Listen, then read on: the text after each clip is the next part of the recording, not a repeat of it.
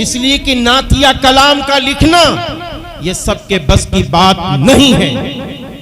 मेरे भाइयों, नातिया कलाम वो कलाम है जिसको सरवरे कायनात फख्रे दो आलम हजरत मोहम्मद अरबी सल्लल्लाहु अलैहि वसल्लम ने पसंद फरमाया।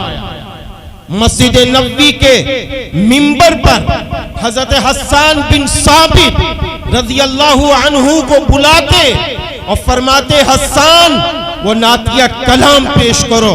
वो हजरत हस्सान बिन साबित रज़ियल्लाहु अन्हु नातिया कलाम पेश फरमाते और सरवरे कायनात फख्रे दो आलम हजरत मोहम्मद अरबी सल्लल्लाहु अलैहि वसल्लम समाअत फरमाते। मेरे भाइयों, नातिया कलाम तरन्नुम में भी सहाबा इकराम रज़ियल्लाहु अन्हुम अजमाइन ने पढ़ा।